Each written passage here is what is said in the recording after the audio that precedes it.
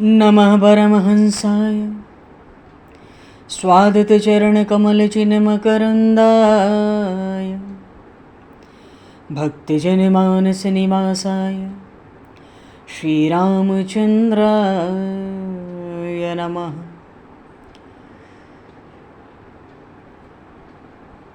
वंशीविभूषितकरान्नवनीरदाभात् पीताम्बरादरुणबिम्बफलाधरोष्ठात् पूर्णेन्दुसुन्दरमुखादरविन्दनेत्रात् कृष्णात् परं किमपि तत्त्वमहं न जाने।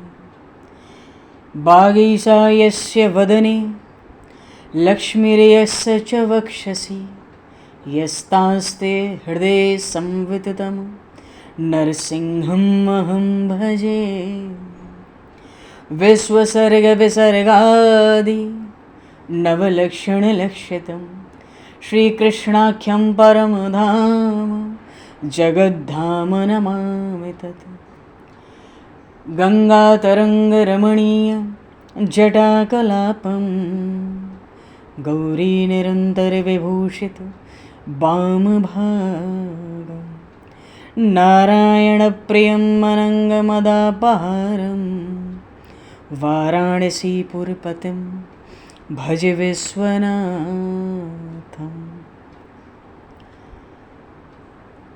प्रह्लादनारदपराशरपुण्डरीक व्यासयम्बरीशशुकशौनकभीष्मदालभान् रुकुमाङ्गदर्जुनवसिष्ठविभीषणादीन् एतानहं परं भागवतान् नमाम्यहम्।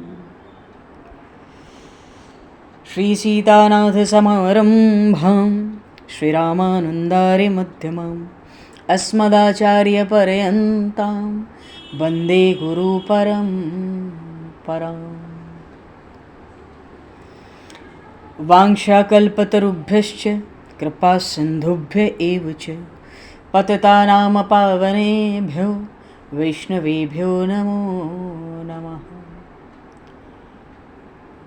योगेन्द्राय नमस्तस्मै शुकाय ब्रह्मरूपिणे संसारसर्पदष्टमयो विष्णुरात्ममुच्यत। नारायणं नमस्कृत्य नरं चैव नरोत्तमं देवं सरस्वतं व्यासं ततो जयमुदीरये। गोविंद जय जय गोपाल जय जय गोविंद जय जय गोपाल जय गोविंद जय जय गोपाल जय जय गोविंद जय जय गोपाल जय श्री राधारमण हरि गोविंद जय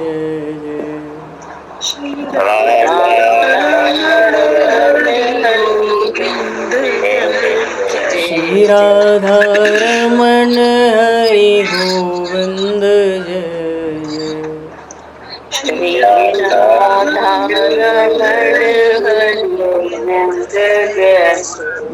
श्री राम जय जय ऋषिकेश जय जय श्री राम जय जय ऋषिकेश जय। श्री राम जय जय ऋषिकेश जय जय श्री राम जय जय ऋषिकेश जय। सीतारमण रघुनाथ जय जय सीतारमण राम रघुनाथ जय जय। सीतारमण राम रघुनाथ जय जय सीतारमण राम रघुनाथ जय। श्री वृंदावन बिहारी लाल की जय। श्री जमुना महारानी की जय।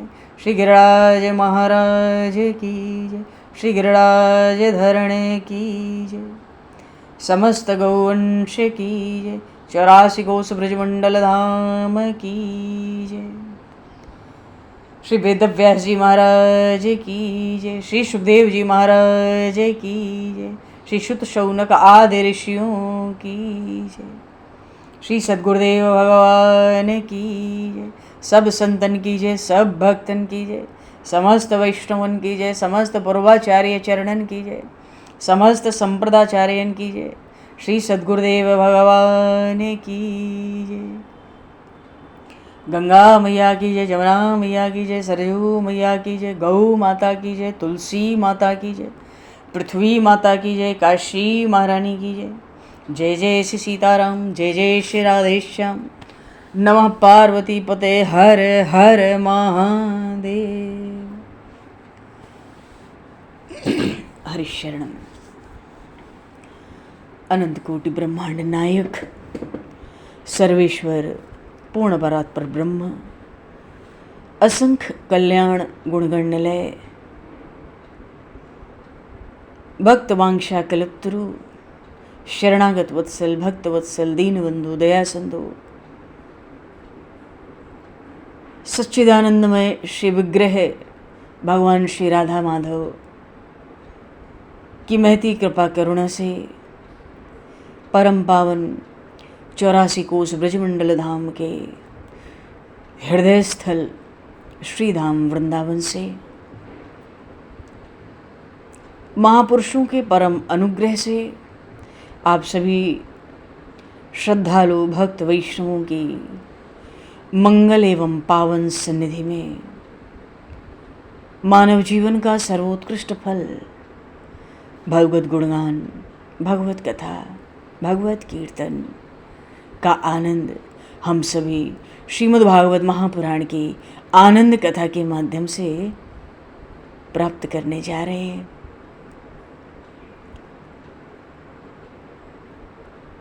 सर्वप्रथम आप सभी भक्तजनों के श्री चरणों में भगवत भाव से सादर वंदन, सादर नमन। आप सभी को यथा योग्य जय सिया राम, जय जय श्री राधे, हरि शरणम।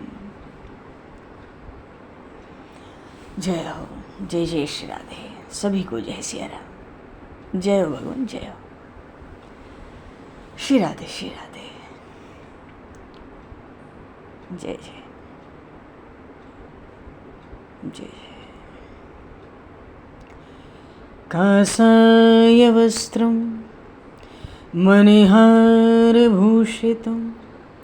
सिंहासनस्थं श्रितभक्तव्यापितम् अनाथनाथं करवीरवासनं श्रीकृष्ण गोविंद शरणं प्रपद्ये। श्रीकृष्ण गोविंद मनसा स्मरामि। आज मार्गशीर्ष मास की अमावस्या है। शाम को पीपल के पेड़ के पास उसकी जड़ में सरसों के तेल का दीपक जलाना चाहिए सूर्यास्त के बाद। मुख्य रूप से गरीबों को, ब्राह्मणों को दान का बड़ा महत्व है। आज अमावस तो हर मास में आती है, पर ये मार्गशीर्ष अगहन मास की अमावस्या है। इसकी बहुत महिमा है, इसका बड़ा महत्व है। पितरों के निमित्त श्राद्ध, तर्पण, पिंडदान सब कुछ होता है। दान का, स्नान का मुहूर्त तो भी दिया है। गौ सेवा, गौ सन्निधि, कथा, सत्संग, इन सबका बड़ा बहुत विशेष महत्व है आज।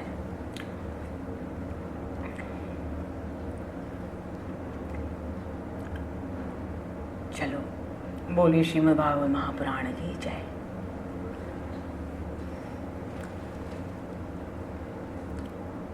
पूर्व प्रसंग में भागवत जी में ब्रह्मा जी ने भगवान श्री कृष्ण की स्तुति की। बड़ा सुंदर प्रसंग है। अभी तक भगवान बछड़े चराते थे, तो बछड़े ब्रह्मा जी चुरा कर ले गए थे ब्रह्मलोक में। अब श्री सुखदेव जी महाराज 15वें अध्याय में कहते हैं 10वें स्कंद के, एवं विहारैः कौमारैः कौमारं चह तुर्व्रजे लीलायनैः सेतुबन्धैर्मर्कटोत्प्लवनादिभिः। भाव है ततश्च पौगंडवयः श्रितौ। खेलते कूदते भगवान श्री कृष्ण की कुमारा अवस्था गई है।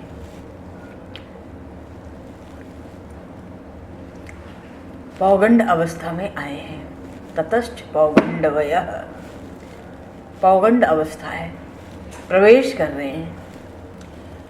बाल श्री कृष्ण यशोदा मैया से कहते हैं, मैया मैं बड़ा हो गया हूँ, मुझे गायों की सेवा करनी है। अभी तक तो बछड़े चराते थे, आज प्रभु मैया से कहते हैं मुझे गायों की सेवा करनी है। मैया मुझे गोपाल होना है। तो अब तो चरित्र गोपाल कृष्ण का है, प्रभु को गोपाल होना है। आज तक श्री कृष्ण वत्सपाल थे, छोटे छोटे बछड़ों को लेके चराने जाते। अब कन्हैया को ऐसी इच्छा है कि मैं गायों की सेवा करूं।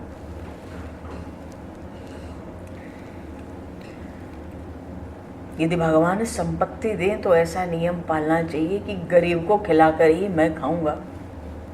और भगवान यदि खूब संपत्ति दे दें तो गौ माता को घर में रखना चाहिए, गौ माता की सेवा करनी चाहिए।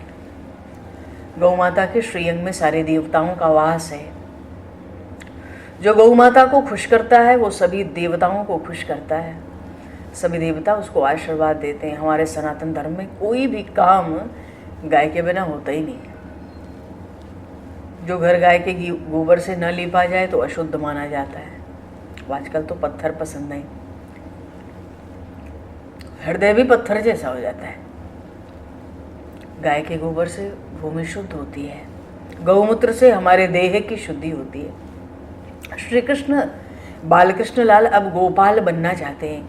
यशोदा मैया कन्हैया को समझाती है, बेटा तू अभी छोटा है, तू 11 वर्ष का हो जाएगा ना तब तुझे गोपाल बनाऊंगी। कन्हैया कहता है मैया अब मैं बड़ा हो गया हूँ। क्यों? इस वर्ष कन्हैया ने 6 वर्ष पूरे किए हैं, 7वां वर्ष आरंभ हुआ है। कितने छोटे से हैं कन्हैया लाल। यशोदा मैया कहती है बेटा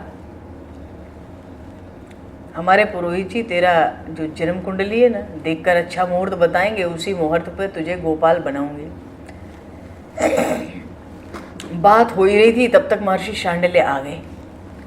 कन्हैया कहता है मैया पुरोहित महाराज आ गए, तू मुहूर्त पूछ ले, मुझे जल्दी गोपाल होना है। यशोदा मैया ने शांडिल्य ऋषि से कोई अच्छा मुहूर्त पूछा।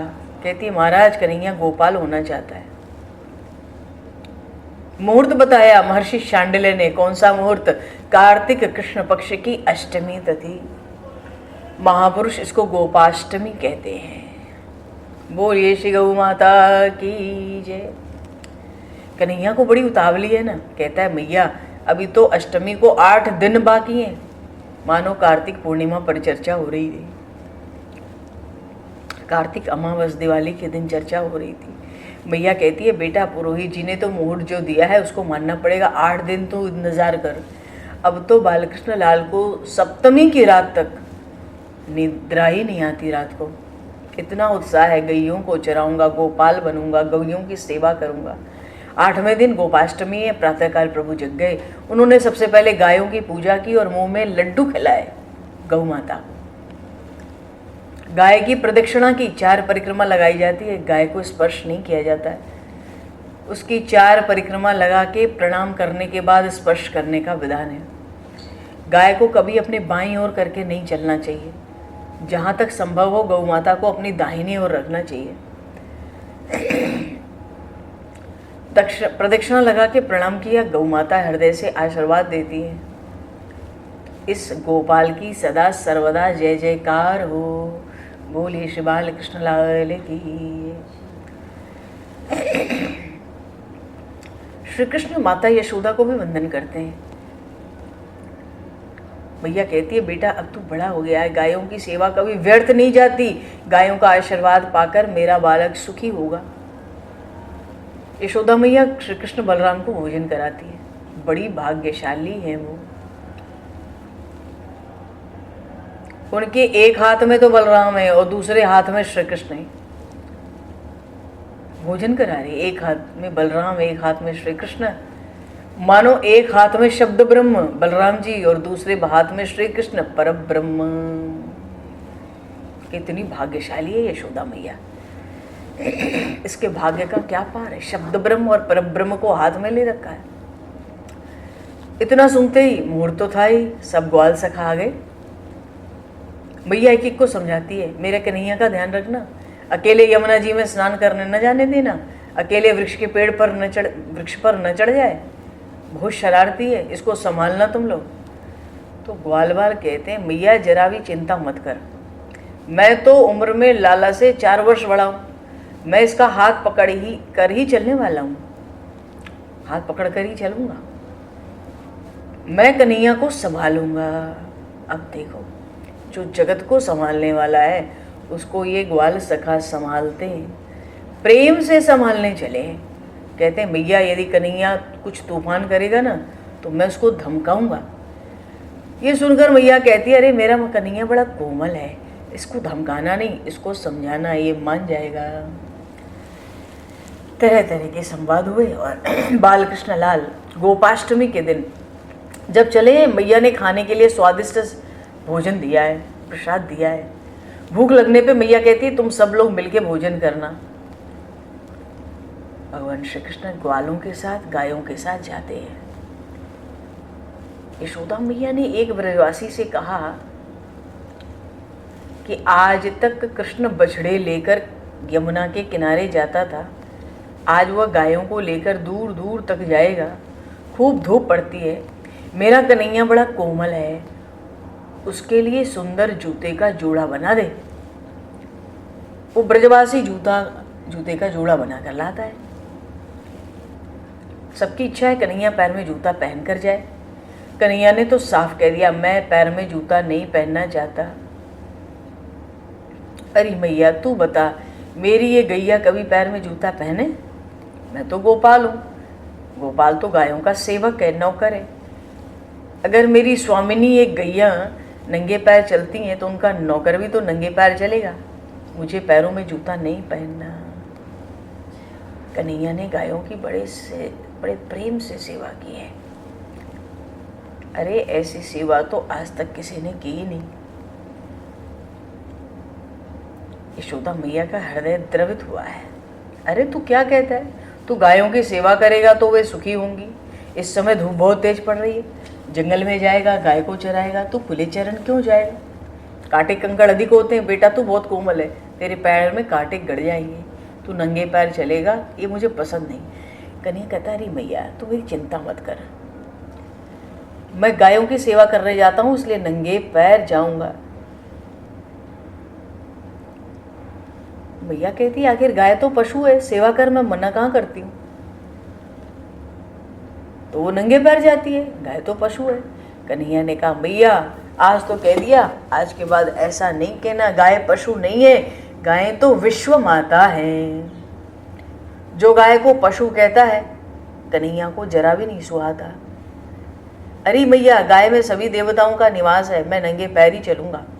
चलो, श्री कृष्ण गोकुल और वृंदावन में नंगे पांव घूम चुके हैं, इसलिए आज भी ब्रजरज पावन मानी जाती है, अतिशय पवित्र।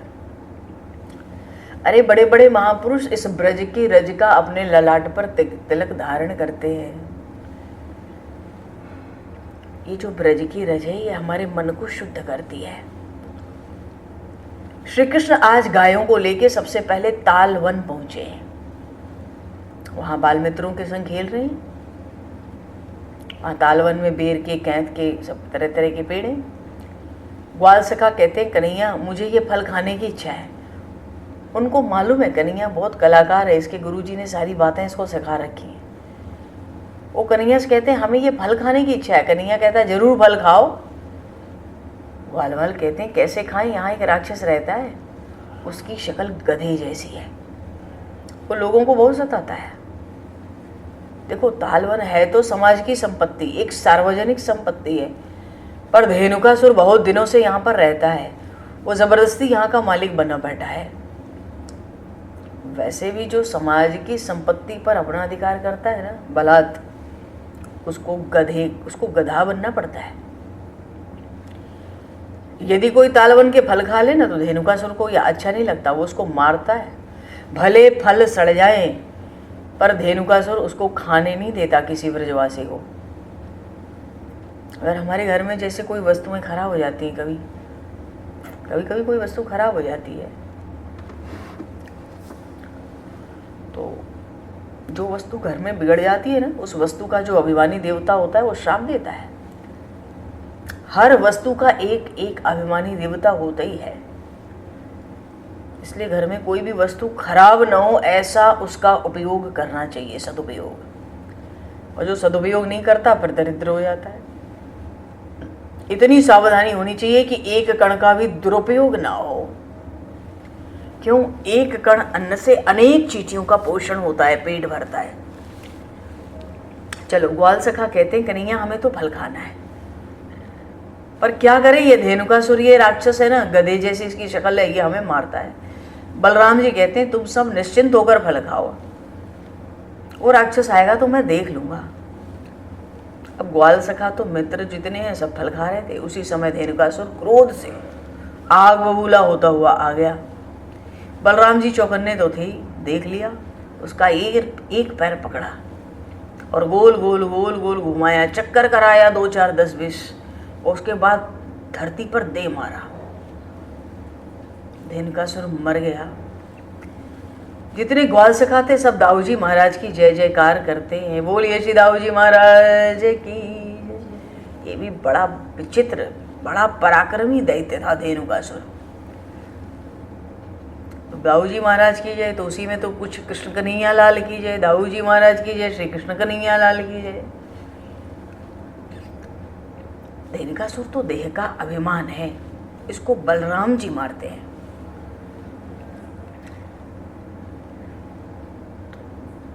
धेनुकासुर देहाभिमान है।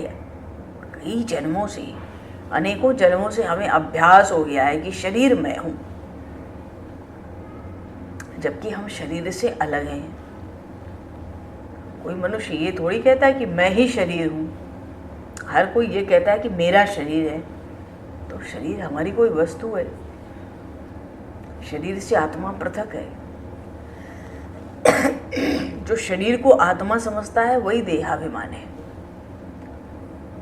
जो शरीर के सुख को अपना सुख और शरीर के दुख को अपना दुख समझता है, जो शरीर को आत्मा समझता है वही राक्षस है। भागवत में तो सुखदेव जी यही भाव दे रहे हैं, ये धेनुकासुर देहाभिमान है, और जिसके पास देहाभिमान है वो राक्षस है। आत्मा तो परमात्मा का अंश है। जब फुर्सत हो हम चिंतन करें, मैं परमात्मा का अंश हूँ, मैं शरीर नहीं हूँ, मैं इस शरीर से अलग हूँ।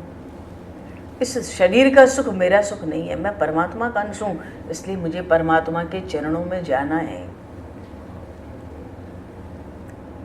जो ऐसा समझता है ना वो भक्ति कर सकता है। जो शरीर को आत्मा समझता है संसार के सुख में फंसा रहता है, लेकिन जो शरीर को आत्मा से अलग समझकर व्यवहार करता है उसका पाप छूट जाता है, वही भगवान की भक्ति कर सकता है। अनेक जन्मों से बुद्धि में दृढ़ होकर बैठा है, देहाभिमान बड़ा दृढ़ है कि मैं शरीर हूँ, तो इसको छोड़कर भक्ति को दृढ़ करना है। वो कैसे होती है? निरंतर सतत भक्ति से भक्ति दृढ़ होती है।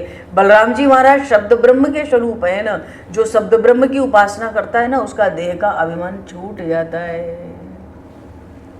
बलराम जी शब्द ब्रह्म है, श्री कृष्ण परब्रह्म है। तो आज बलराम जी ने बहुत बड़े राक्षस को मारा है। श्री कृष्ण अपने ग्वाल मित्रों के साथ जब लौटते हैं तो लौटते समय ही कन्हैया विचार करता है कि कल मुझे कालिया नाग की खबर लेनी है। अभी लौट रहे हैं और कल का चिंतन हो गया, कल कालिया नाग की खबर लेनी है। पर खबर कैसे लूं? मेरे बड़े भाई शेष नाग के स्वरूप हैं और कालिया नाग बहुत ही बलशाली नाग है।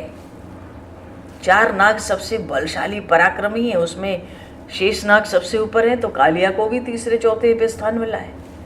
ऐसा है ये कालिया नाग।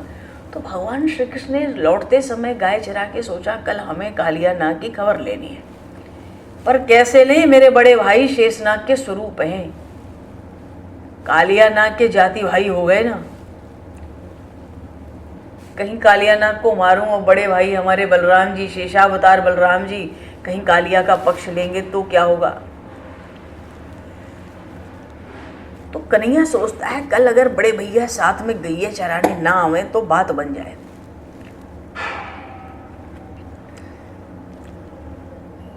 कल बलराम जी ना आवे साथ में तो अच्छा रहे।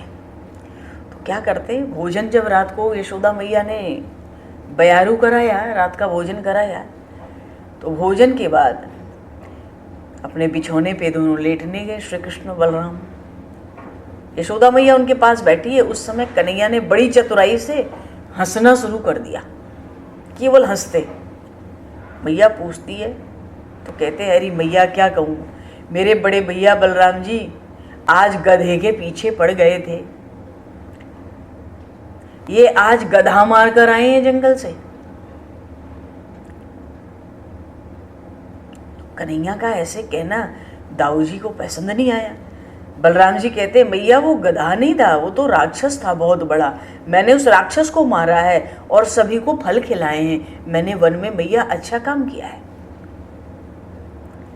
कन्हैया कहता है नहीं नहीं वो राक्षस नहीं था मैया, वो गधा था, क्योंकि देखने में तो गधा ही था, एक तरह से दिख तो गधा ही रहता वो। कन्हैया कहते नहीं नहीं मैया वो राक्षस नहीं था, वो गधा था।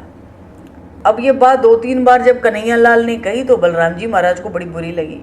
उन्होंने मन को नाराज करते हुए कहा कन्हैया अब मेरी तेरी दोस्ती नहीं रहेगी, मैं कल तेरे साथ नहीं जाऊंगा। ये सुनकर कन्हैया प्रसन्न हो गया, भीतर ही भीतर सोचता है मुझे इससे खुशी है, मन ही मन मुझे तो कल कालिया नाग की खबर लेनी है, परसों तो मैं आपके पैरों पे पड़कर गिड़गिड़ा गिड़गिड़ा कर आपको जंगल में ले जाऊंगा गैया चराने, कल आप आराम करो। बात बन गई, कालिया नाग के पूरी व्यवस्था रात को ही भगवान ने कर ली। अब दूसरे दिन बलराम जी गुस्सा होकर घर में रह गए। बेमन का प्रभु ने 1-2 बार कह दिया चलो भैया चलो, अब बेमन से कौन जाएगा, नहीं गए। श्री कृष्ण अपने ग्वाल मित्रों के साथ उस स्थान पर पहुंचे जहां कालिया नाग था, काली दह। वो कालिया जमुना जी में रहता था, सब गेंद खेल रहे थे। आज कन्हैया ने शर्त रखी है जिसके हाथ से ये गेंद जमुना जी में जाकर गिरेगी उसको गेंद लानी पड़ेगी। और कन्हैया ने जानबूझकर गेंद कालिया नाग की जगह पर ही फेंक दी जहां वो अंदर भीतर रहता था जमुना जी में। और कन्हैया कहता है मेरे हाथ से गेंद जमुना जी में गई है, मैं उसे अंदर जाकर लाऊंगा। अच्छा, और किसी ग्वाल सखा के से जाता तो कन्हैया कुछ न कुछ करके उस गेंद को रोक लेता, पर अपने खुद उसी जगह फेंका जहां पे कालिया नाग भीतर छिपा रहता था। आज भीतर अंदर जाऊंगा। सब कन्हैया के मित्र कन्हैया को समझाते, कन्हैया यशोदा मैया ने मुझसे कहा है कि कन्हैया को संभालना, मैं तुझे अंदर नहीं जाने दूंगा, मैं तुम्हें संभाल रहा हूं। कन्हैया कहता है तू मुझे रोकता है, क्यों रोकता है?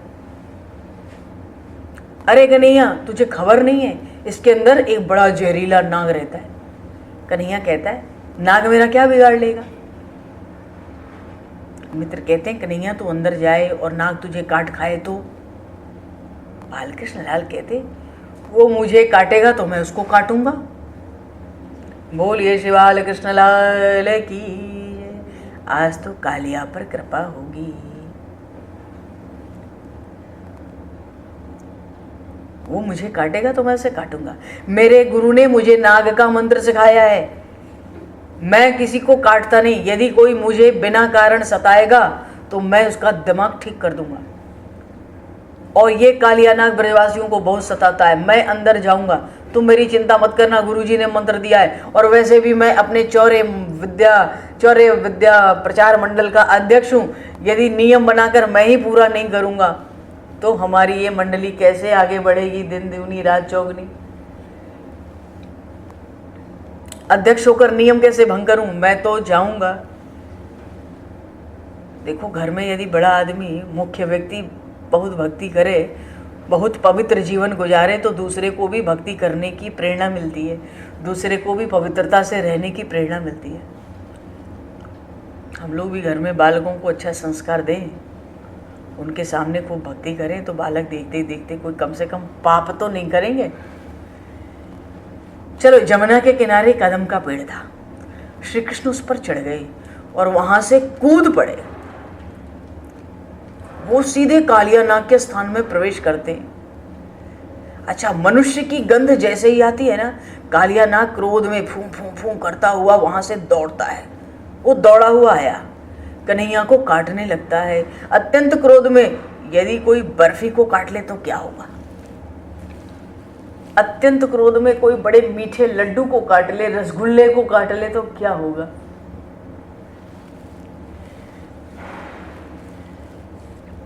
अरे, उसको काटने वाले का मुंह मीठा होगा, क्रोध शांत हो जाएगा।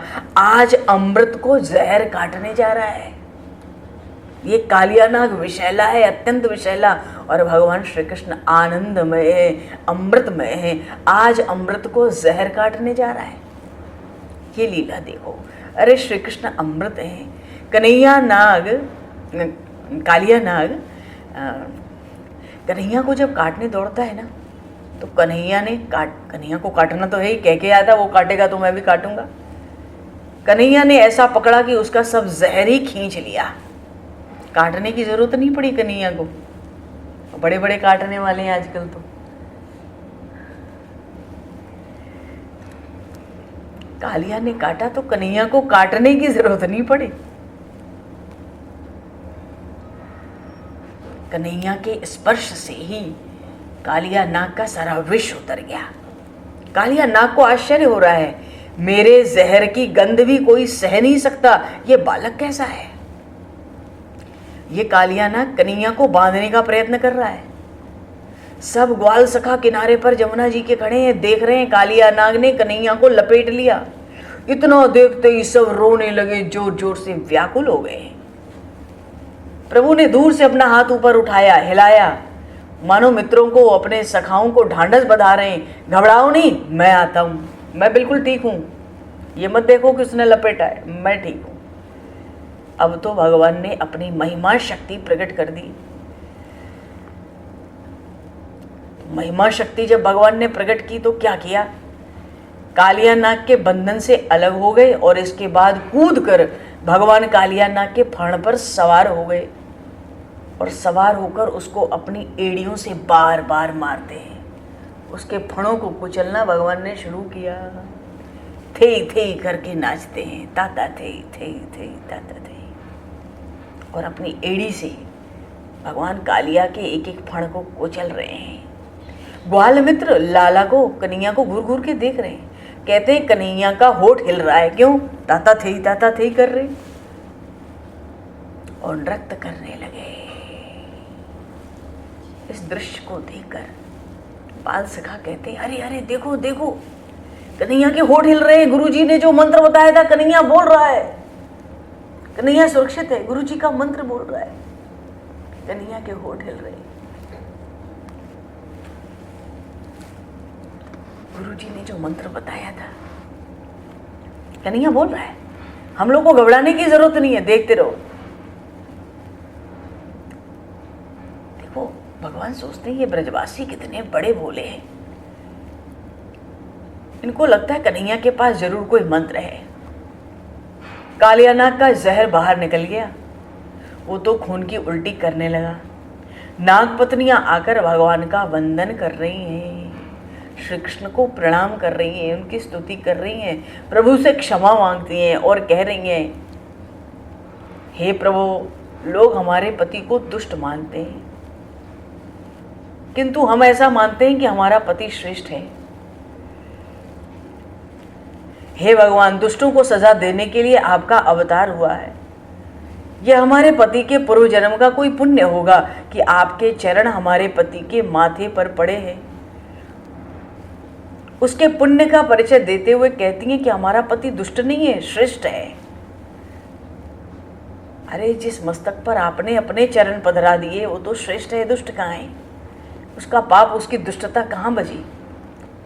पर आप हम लोगों को हमारे सौभाग्य का दान करें। इसलिए भगवान श्री कृष्ण ने कालिया नाग को मारा नहीं, केवल नाथा है, उसको काबू में किया है, वश में किया है, अपनी आज्ञा में रखा है। भगवान श्री कृष्ण ने कालिया नाग को आज्ञा दी कि तू यहाँ से चला जा, क्योंकि ब्रजवासी और ग्वाल सखा ये सब मेरे मित्र यहाँ जलपान करने आते हैं, तेरे जहर से जमुना जी का जल खराब हो जाता है, तू रमणीक द्वीप में जाकर रह। तो श्री कृष्ण तो कालिया नाग को आदेश देकर बाहर आ गए, अपने ग्वाल सखा मित्रों से मिले, सबको बड़ा आनंद हुआ। प्रश्न ये है कि कालिया नाग कौन है? कालिया नाग के तो गिने हुए फण थे, पर हम मनुष्य के मन में तो अनेकों नेक फण हैं और वो फण गिने नहीं जा सकते। अरे हमें थोड़ी सी छुट्टी मिले तो हम संसार के सुख का कैसा विचार करने लगते हैं, सोचते इतने सुख हमने भोग लिए और इतने सुख भोगने बाकी हैं। अरे यही विचार तो कालिया नाग के फण हैं। कालिया नाग के फणों में जैसे जहर रहता है, मनुष्य की एक एक इंद्रिय में वासना का विष है। जहर तो अपने खाने वाले एक को ही मारता है, किंतु वासना का विष मन में रह जाए तो दूसरे जन्म में भी मारता है। इसलिए सतत भक्ति, निरंतर भक्ति की आवश्यकता है, उन ईश्वर परमात्मा के साथ प्रेम की आवश्यकता है।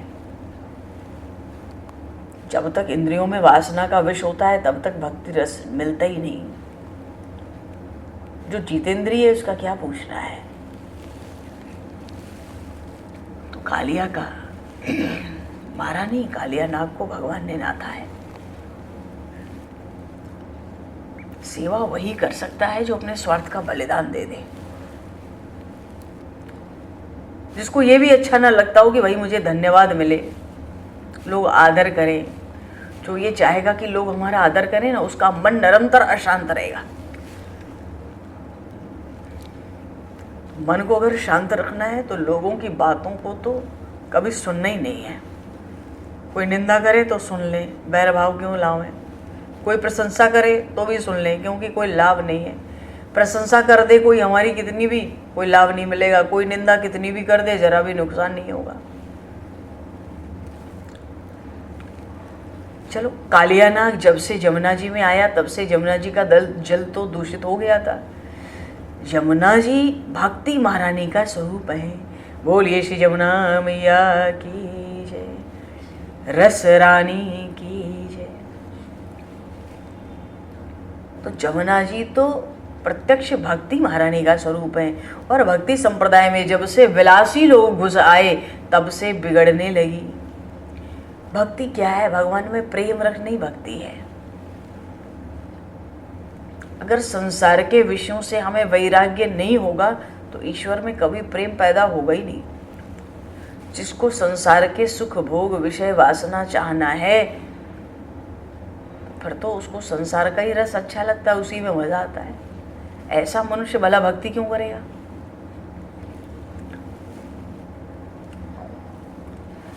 अच्छा अच्छा खाने में जब तक मजा आएगा तब वो भक्ति कैसे होगी? देखो, जिसको भक्ति का आनंद मिलता है उसका जीवन कुछ अलग होता है। भक्ति वृंदावन की हो, अयोध्या की हो, जगन्नाथ जी की हो, द्वारिका की हो, किसी भी इष्ट देव की किसी भी रूप में हो, पर भक्ति तो तभी टिकेगी जब भक्ति में ज्ञान और वैराग्य होंगे। भक्ति संप्रदाय के जितने आचार्य हुए, भगवान श्री माधवाचार्य स्वामी, भगवान श्री रामानुजाचार्य जी महाराज, भगवान श्री वल्लभाचार्य जी आदि आदि, उनमें ज्ञान वैराग्य और भक्ति तीनों की परिपूर्णता थी। ज्ञान वैराग्य भक्ति, इसलिए वो भक्ति मार्ग की स्थापना करने में सफल हुए। तो भक्ति मार्ग में जब विलासी घुसा है तो छिन्न भिन्न हो गई। पूजा कहते ना, पुजारी पूजा करे मन में राखे आंट, बाल भोग तो भीतर धरे और चरणामृत दे बांट। बढ़िया मोहन भोग भोग लगाया सुबह, बढ़िया हलवा घी में तल के बिल्कुल भगवान को, चरणामृत तो लोगों को बांट दिया और वो बढ़िया मोहन भोग हलवा भीतर रख लिया, मैं खाऊंगा, पत्नी खाएगी, बच्चे खाएंगे।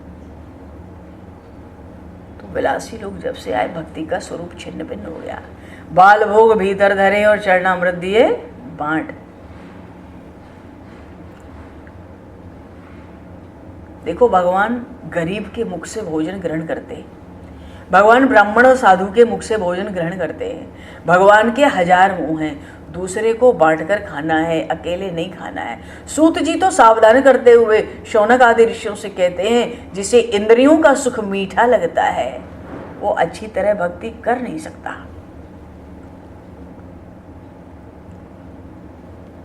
सूत जी तो कह रहे थे कि इंद्रियों के सुख को ही दुख मानो। यदि भक्ति रस का पान करना है तो इंद्रियों में समाया हुआ जो वासना का विष है इसको बाहर निकाल के फेंको, क्योंकि इंद्रियों में वासना का विष रहेगा तो भक्ति रस टिक नहीं सकता। श्री सूत जी महाराज शौनक आदि ऋषियों से भागवत में बात कह रहे हैं, इसी प्रसंग में कह रहे हैं। इंद्रियों को मारने का अर्थ होता है इंद्रियों को भगवान के मार्ग में जोड़ देना, भगवान के मार्ग में लगा देना। भगवान ने कालिया नाग को आज्ञा दी कि तू रमण द्वीप चला जा। वो इंद्रियों का रमण भक्ति रस से ही होता है। अगर हम भोग करें इंद्रियों से तो हमारी इंद्रियां घिस जाएंगी, वो दुर्बल हो जाएंगी, वो शक्तिहीन हो जाती है। एक एक इंद्रिय को भक्ति रस का पान करावें तो इंद्रियों को प्रभु के मार्ग में मोड़ा जाए तो उनमें बड़ी शक्ति आ जाती है। तो विरक्त भजनानंदी जो संत हैं जिनको भक्ति में आनंद है, ऐसों का संग करना चाहिए। ज़्यादा परोपकार के झंझट में नहीं पड़ना चाहिए। परोपकार अच्छा है, पर भक्ति करने वाले के लिए दिन भर डोलना चलना कुछ भी करना ठीक नहीं है, बहुत ठीक नहीं है। ज़्यादा बाहर चलने डोलने भीड़ भाड़ में रहने से हम परमात्मा को भूल जाते हैं। परमात्मा को भूलते ही निश्चित रूप से कुछ न कुछ अंश में अभिमान बढ़ता है, चाहे हम कितने भी बड़े भजनानंदी क्यों ना हो। तो ऐसे संतों का सत्संग मिले जो जिनको भक्ति का रंग लगा हुआ हो, जो सतत भक्ति करते हैं। सत्संग में इंद्रियों का रमण होता है ना। हम ऐसी सात्विक भूमि में रहे जहां महात्मा लोग विराजते हैं। विलासियों के बीच में रहेंगे तो उनके संग में भक्ति करना तो असंभव हो जाता है। संतों का संग भी उतना ही जितने में सार सार काम बने। न उनका समय व्यर्थ करना है, न अपना करना है।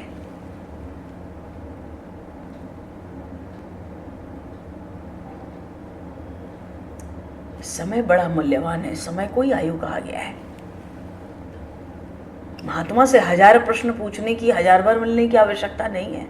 एक बात पूछ लो, जी जान से उसका पालन कर लो। एक बार वन में भगवान गौवें चराने गए, चारों ओर से दावाग्नि लग गई। जेठ आषाढ़ का महीना होता है, बांसों के वृक्ष आपस में रगड़ खाते, घर्षण होता है, उससे दावाग्नि प्रकट होती है, ऐसी भयंकर होती है फिर कुछ बचता नहीं है। एक बार ऐसे ही चारों ओर दावाग्नि वन में प्रकट हो गई। भगवान के बाल सखा मित्र घबरा गए। कन्हैया ने कहा सब लोग आंख बंद कर लो। सबने कन्हैया की बात मानकर आंख बंद कर ली। क्यों? क्योंकि गुरुजी का मंत्र होगा कोई। जैसे ही ग्वाल वालों ने आंख बंद की, कन्हैया लाल ने अपना विराट स्वरूप धारण किया और सारी दावाग्नि को मुख में पी गए। अरे अग्नि तो भगवान का मुख है, अग्नि को अग्नि का स्थान दे दिया। बोलिए श्री बाल कृष्ण लाल की जय। और ये संसार की दावाग्नि है, ये भी तो जीव को जलाने आती है। यहाँ भी दरिद्रता, संतान का अभाव, संतान का पुत्र का कुपुत्र होना, आरोग्यता, ये सब बड़ा झगड़ा है। तो जब जब ऐसी कोई दावाग्नि संसार में परिवार में आवे तब तब हम आंख बंद करें, जगत का संबंध छोड़कर भगवान के साथ मन से संबंध जोड़ें। संसार के विषयों से अपनी आंख हटा लें, आंख बंद कर लें और परमात्मा का स्मरण कीर्तन करें। अगर हम संसार का संबंध छोड़कर परमात्मा के स्मरण में लीन हो जाएं तो हम संसार की दावाग्नि से, इसकी ज्वाला से बच सकते हैं। वैसे भी भक्ति वही कर सकता है जो ये समझता है कि भगवान मेरे हैं, मैं भगवान का हूँ। कोई कहे मैं स्त्री हूँ, मैं किसी का स्त्री हूँ, मैं किसी का पुरुष हूँ, तो बिलासी है, वो भक्ति नहीं कर सकता। वो तो शरीर को ही मैं मानता है। भक्ति का आरंभ तो तभी होता है जब ऐसा भाव दृढ़ हो जाए कि मैं भगवान का हूँ, भगवान मेरे हैं। और जब भक्ति बढ़ती है तो अनुभव होने लगता है कि भगवान मेरे हैं, परमात्मा मेरे हैं। उसी समय संसार की दावाग्नि हमारी भी शांत हो जाती है। जीव परमात्मा के ध्यान स्मरण में तन्मय हो जाता है। बोले श्री बालकृष्ण लाल की। तो तालवन में धेनुकासुर का वध, कालिया नाग का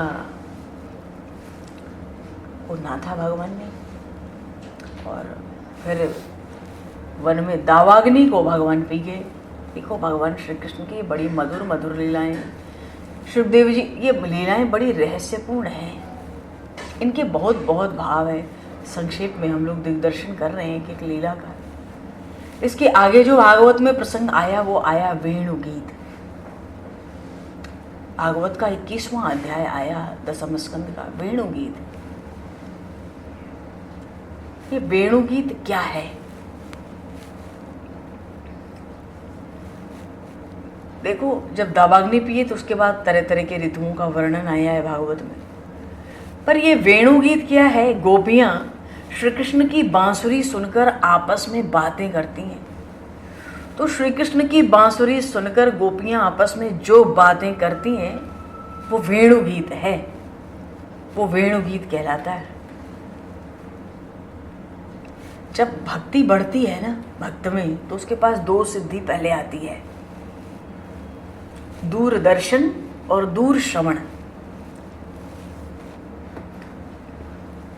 आज तक गोपियां कन्हैया के दर्शन की इच्छा से यशोदा मैया के घर जाती थी और कन्हैया की झांकी को प्राप्त करके आनंदित होती थी।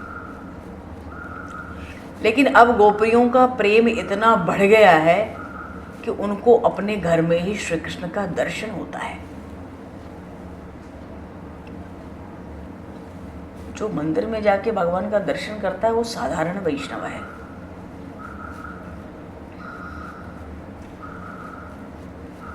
और जो अपने स्थान में रह के ही भगवान जिसको दिखलाई पड़ता है वो सच्चे वैष्णव हैं। गोपियों को तो रास्ता चलते चलते श्री कृष्ण दिखाई देते हैं।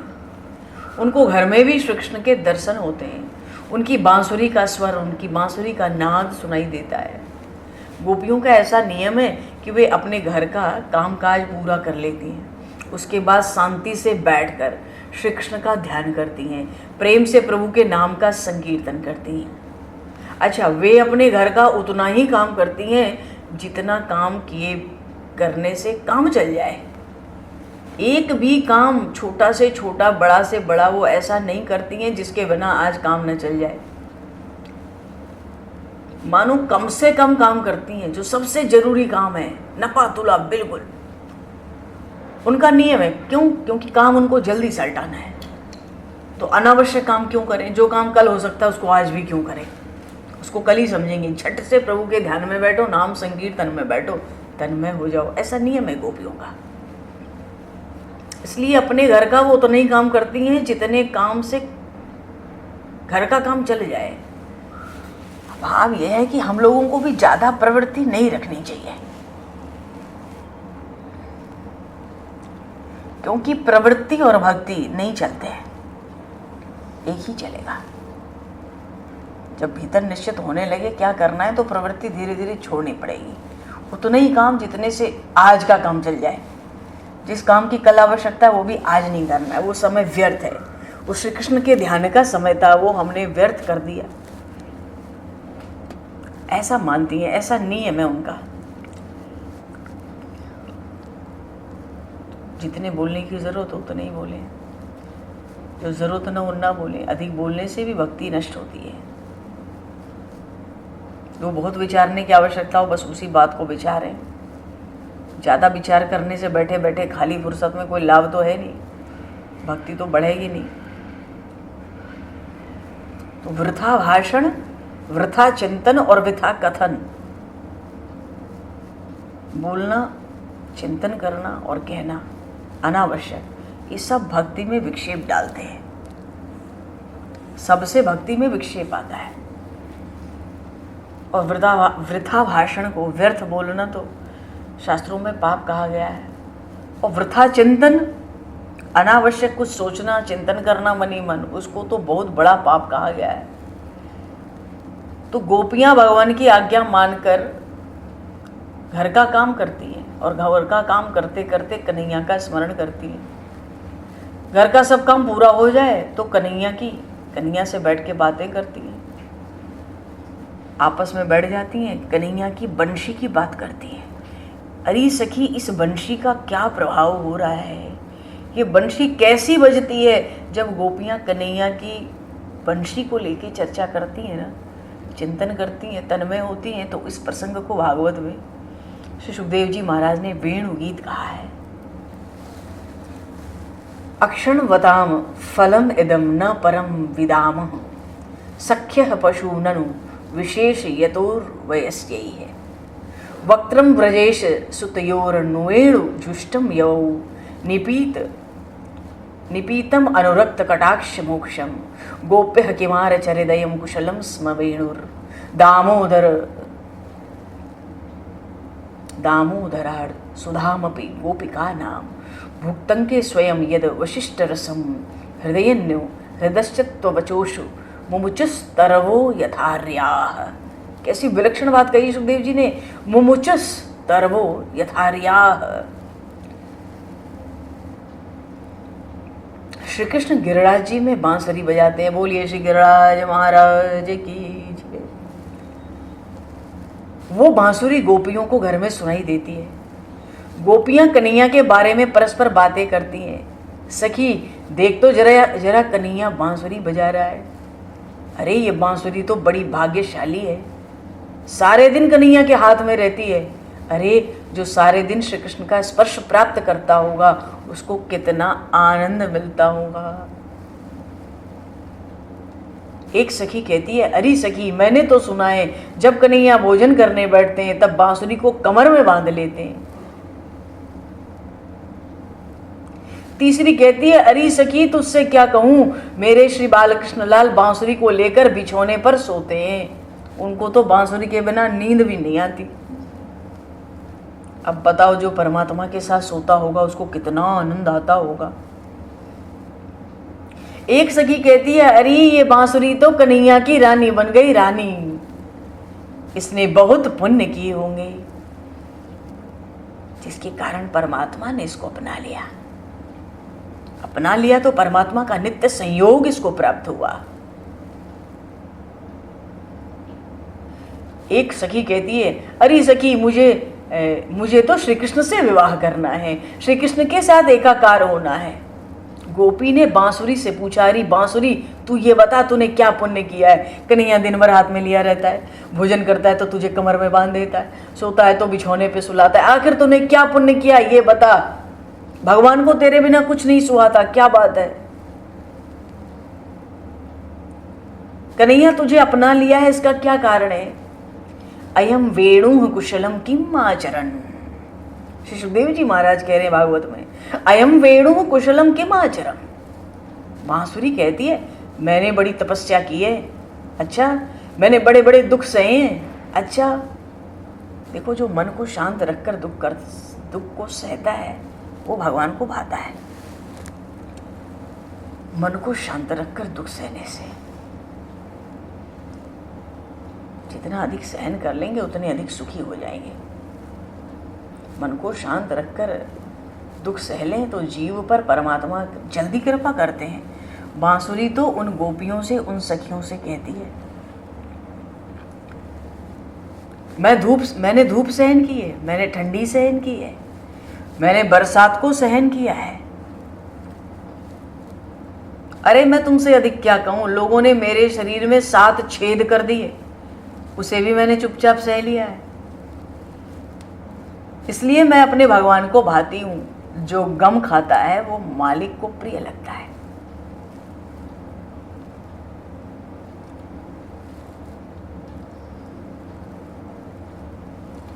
उपनिषदों में कहा गया कि वासना की जो ग्रंथि है ना, वो गांठ है, उसके अंदर वासना की गांठ रहती है।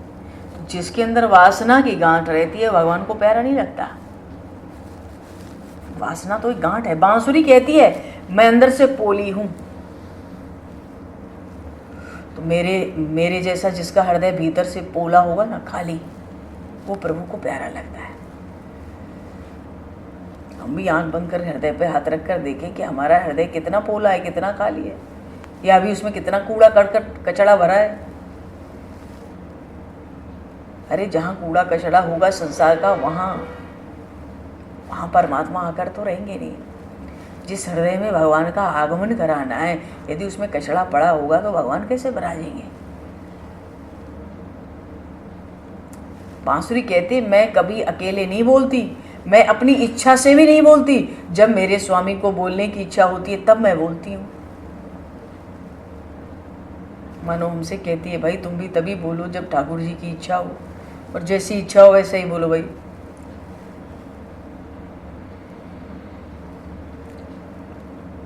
बांसुरी कहती है सखियों से मेरे मालिक को जो पसंद है वही बोलती हूँ, वही ध्वनि निकलती है, मैं अकेली नहीं बोलती। मनुष्य जब अकेला बैठता है तब भी बोलता है। लोग शरीर को तो आराम देते हैं, तन को आराम मिलता है, मन को नहीं मिलता। मन तो एक अक्षर भी बिना बोले शांति से नहीं रहता। और जो मन नहीं बोलता है ना भीतर से, जैसे शरीर आराम करता है तो जो मन भी आराम करता है, जो मन नहीं बोलता भीतर से, उसी को मौन कहते हैं। अगर हम मौन हो और भीतर मन बोलता रहे तो मौन भंग हो जाता है।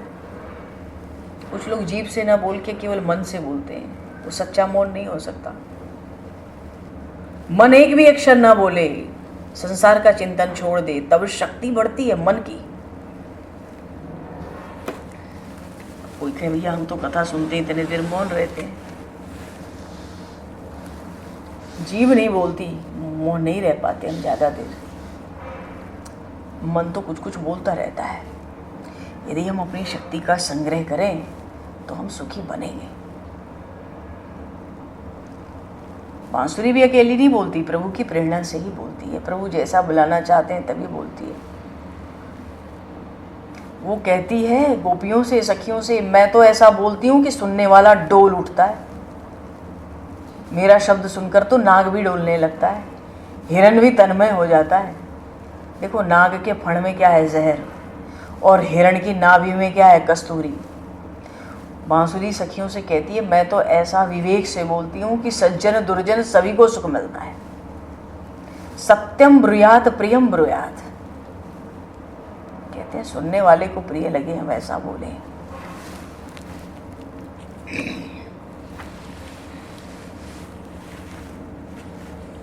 भक्तमाल भक्तों के चरित्र में तो ऐसे सुंदर सुंदर चरित्र हैं। बांसुरी बहुत मधुर बोलती है, इसलिए परमात्मा को बहुत भाती है। अपनी इच्छा से नहीं बोलती ना, प्रभु की प्रेरणा पर ही बोलती है। ये अध्याय वेणु गीत है। वेणु क्या होता है? वेणु व ईणु। व का अर्थ है विषयानंद, ई का अर्थ है ब्रह्मानंद, और णु तो तुक्ष है। अजी बांसुरी तो वो है, वेणु तो उसको कहते हैं जहाँ विषयानंद और ब्रह्मानंद ये दोनों जिसके सामने तुक्ष हो जाएं उसको वेणु कहते हैं। ये वेणु गीत है। ये विषयानंद और ब्रह्मानंद का जो आनंद है ना, इकलौते जैसे हैं ये, एक को ही मिलते हैं, पर बांसुरी का आनंद तो सबको मिलता है। एक गोपी कहती अरे सखी तू जरा देख तो, जब कन्हैया बांसुरी बजाता है तब ये पेड़ भी खुश हो जाते हैं। इन पेड़ों से शहद की धारा बहती है, मधु की धारा बहने लगती है। श्री सुखदेव जी महाराज ने भी कहा था अभी अभी, अश्रु मुमुचस तरवो यथार्याः। कन्हैया की जब बांसुरी बजती है तो जड़ को भी चेतन बना देती है, जड़ को भी चेतन बना देती है। वृक्ष ये मानते हैं कि कन्हैया के हाथ में जो बांसुरी है वो तो बांस की पुत्री है, और बांस एक वृक्ष है, हम भी एक वृक्ष हैं। तो बांस तो मेरी जाति बंधु का है और ये बांसुरी हमारे जातु बंधु की कन्या है। इसका संग परमात्मा से हुआ। देखो वृंदावन के वृक्ष भी कन्हैया से अपना नाता रिश्ता जोड़ते हैं। वो तो कहते हैं कन्हैया हमारा जामाता है, क्योंकि हम वृक्ष हैं। बांस भी एक वृक्ष है, बांस की कन्या है बांसुरी, ये कन्हैया की हो गई। कन्हैया दिन रात साथ रखता है, ये तो जामाता हो गया, रिश्ता जोड़ लिया।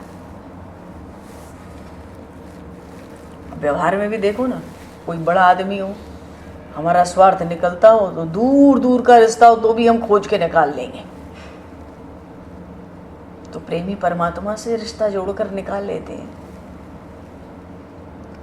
परमात्मा के साथ संबंध स्थापित जीव कर ले तो जीव को अंतकाल में बड़ी शांति मिलती है। ऐसा महापुरुषों ने, सदग्रंथों ने बताया है। मैं भगवान का हूँ, भगवान मेरे स्वामी हैं, मैं भगवान के धाम में जाना वाला हूँ, ऐसा विशेष, ऐसा भाव प्रधान रखने से ना हमारी मृत्यु सुधरती है। जो परमात्मा से संबंध जोड़ता है, अंतकाल में भगवान उसको लेने आते हैं। और भागवत पर बड़ी विलक्षण टीका है ना श्रीधर स्वामी की। तो वेणुगीत जो प्रसंग आया श्रीधर स्वामी की टीका में, वो तो कहते हैं कि वेणुगीत में बोलने वाली गोपी भिन्न भिन्न है, क्योंकि हर श्लोक अलग अलग गोपी बोलती है। प्रत्येक श्लोक का वक्ता बदलता जाता है, इसलिए एक श्लोक का दूसरे श्लोक से संबंध ही नहीं बचता है। कई लोग विचार करते हैं वेणुगीत कैसा है, कुछ समझ ही नहीं आ रहा है क्या चल रहा है। हर श्लोक का वक्ता अलग है, अलग अलग गोपियों ने अलग अलग श्लोक कहा है। यही कारण है, सबने अपना अपना भाव कहा है, इसलिए श्लोकों का आपस में मेल नहीं होता, सबके अपने अलग अलग भाव है। एक गोपी कहती है, मानो एक गोपी कहती है, सखी मैं तुझे क्या बताऊं, अब वृंदावन की हिरनियां मुझे तो अपने से ज्यादा भाग्यशाली लगती हैं। कहती है धन्या स्म मूढ़ मत मोपि हरिष्येता या नंद नंदन मुपात विचित्र वेशम आकर्यनम वेणु व्रणितम सह कृष्ण साराह पूजाम दधुर विरचिताम प्राणयावावलोकई है। एक सखी कहती है, गोपी कहती है कि हिरनियां आंख से निरंतर श्री कृष्ण का दर्शन करती हैं, वन में कान से बांसुरी सुनती हैं। जब ये दर्शन करती हैं तो देख इनकी पलकें भी नहीं गिरती, टकटकी लगाकर देखती हैं, दर्शन में कैसी तन्मय हो जाती हैं। अरे सखी, ये हिरनियां हमें बड़ी भाग्यशाली लगती हैं, क्योंकि जब ये दर्शन करने जाती हैं तब अकेली नहीं जाती, फिर अरे अपने पति के साथ जाती हैं, अपने पतियों को समझा कर अपने साथ ले जाती हैं और पति पत्नी एक साथ भगवान का दर्शन करते हैं। इसलिए ये हिरनियां, गोपियां कहती हैं, कोई कोई गोपी कहती है हमें ये हिरनियां अपने से ज्यादा भाग्यशाली लगती हैं। कहते ना, पत्नी बहुत लायक हो तो पति को बहुत हद तक सुधार सकती है, किंतु अगर स्त्री लायक न हो ना तो पति उसको सुधार नहीं सकता। ये हिरनियां अपने पति को समझाती हैं कि तुम भी दर्शन करने चलो। पति पत्नी का पवित्र संबंध परमात्मा के लिए ही है। जो पति को प्रेम से समझाकर पाप करने से रोक ले, पति को भी भगवान के मार्ग में लगा ले, जो भक्ति में बहुत साथ दे, वही तो पत्नी है। जो पति को भोग विलास में फंसाए वो तो शत्रु है भाई। ये हिरनियां अपने पति को समझाकर साथ ले जाती हैं।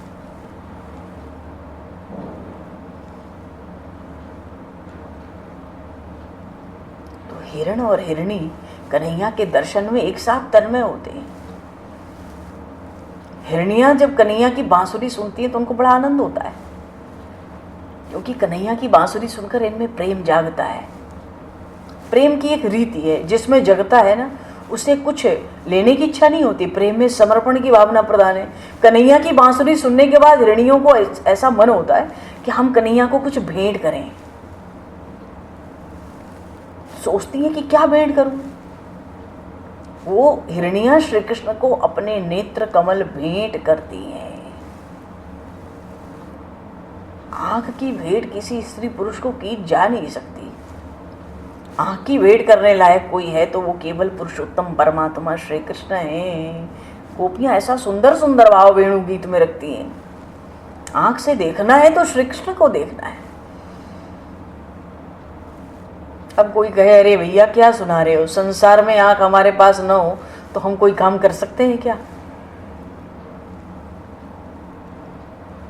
संत लोग होते हैं ना, वो भी संसार को देखते हैं पर उपेक्षा के भाव से। संसार को देखने की दो दृष्टि है हमारे पास, सबके पास, एक उपेक्षा और एक अपेक्षा। किसी से कुछ चाहना, कामना करना, उम्मीद रखना, ये अपेक्षा की दृष्टि है। उपेक्षा, परमात्मा में मन लग जाता है तो बस देख ही रहे हैं, देख तो रहे हैं पर देख कुछ और रहे हैं। तो संत लोग संसार को जब देखते हैं तो उपेक्षा करके देखते हैं। अब रास्ते में हम, अब संत देखते हैं, हम कैसे देखें?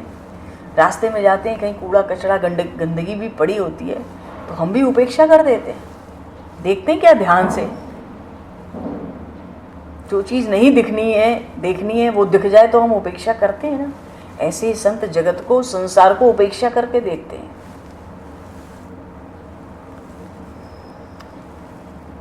एक गोपी कहती है, अरे सखी मैं तो मानती हूँ कि ये वृंदावन की जो हिरनियां हैं ये मुझसे बहुत श्रेष्ठ हैं। दूसरी गोपी पूछती है, अरे सखी तुझे ऐसा क्यों लगता है?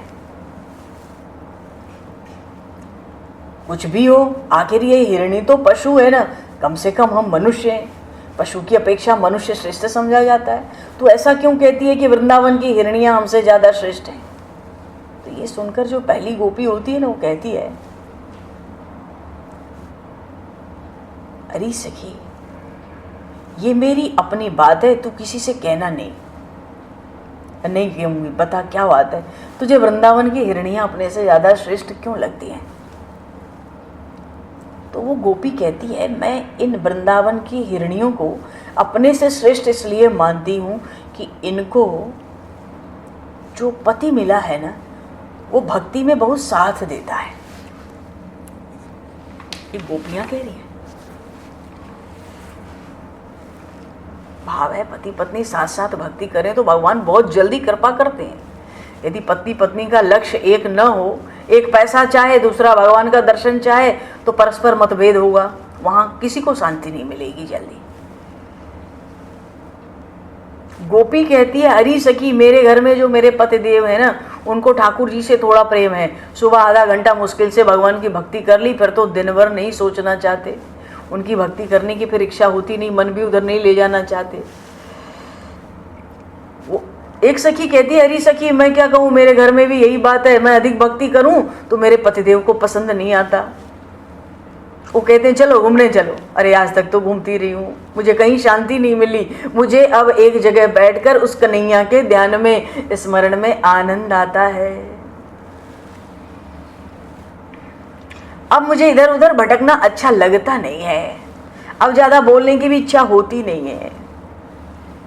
और यदि मैं भक्ति में रहूं, कृष्ण के ध्यान में रहूं, तो मेरे पतिदेव कभी कभी घर में झगड़ा करते हैं, क्रोध करते हैं। मानो गोपी कहती है, मुझे जो घर में पति मिले हैं ना, वो भक्ति में अनुकूल नहीं है। पर ये हिरनियां देखो कितनी भाग्यशाली हैं, ये अपने पति के साथ भक्ति करती हैं, पति पत्नी साथ साथ भगवान का दर्शन करते हैं, बांसुरी सुनते हैं। तो क्यों नहीं है वृंदावन की हिरनियां मुझसे श्रेष्ठ हैं? श्री सुखदेव जी महाराज ने कहा। एक गोपी तो कहती है, मुझे ऐसा पति मिला होता जो भक्ति में अनुकूल है, तो इस जन्म में मेरा उद्धार हो जाता। इसलिए वो भी कहती है, तू सच कहती है सखी, ये हिरनियां मुझसे श्रेष्ठ हैं। बोलिए श्री बाल कृष्ण लाल की जय।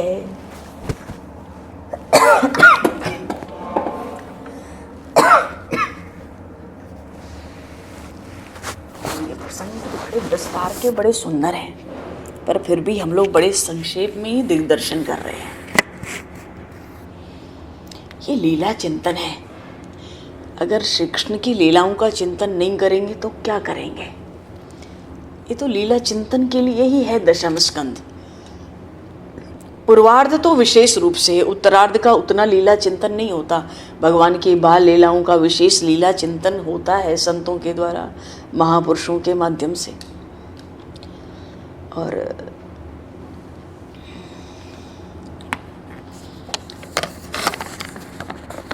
एक संत तो कहते थे कि यदि तुम भक्ति का रहस्य जानना चाहते हो,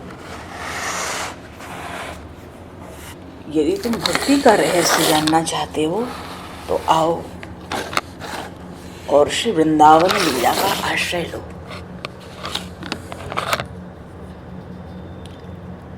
बात बहुत समय तक समझ ही नहीं आती थी, कई महीने पर घूमती रहती थी कि भक्ति का रहस्य जानना हो तो आओ और श्री वृंदावन लीला का आश्रय लो।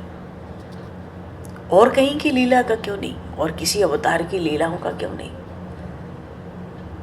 भगवान श्री कृष्ण की बाल लीलाएं मधुराति मधुर हैं, दिव्याति दिव्य है, बड़ी विलक्षण है, बड़ी विचित्र विचित्र लीलाएं हैं और सब लीलाओं में विशेष रहस्य है। ये प्रेम पुरुषोत्तम श्री कृष्ण है। इन श्री कृष्ण की लीला चिंतन, इनकी बाल लीलाओं का, भगवान ने वृंदावन में जो लीलाएं की वो सब बाल लीलाएं ही तो हैं। इसलिए संतों ने कहा भक्ति का रहस्य जानना चाहते हो तो आओ और श्री वृंदावन लीला का आश्रय लो।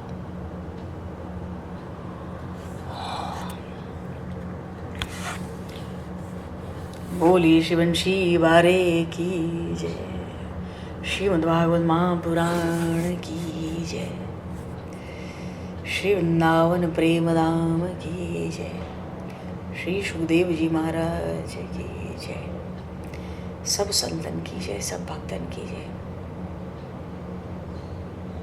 सद्गुरुदेव भगवान की जय। 2 पल नाम संकीर्तन बोलेंगे। सब बैठे रहिए।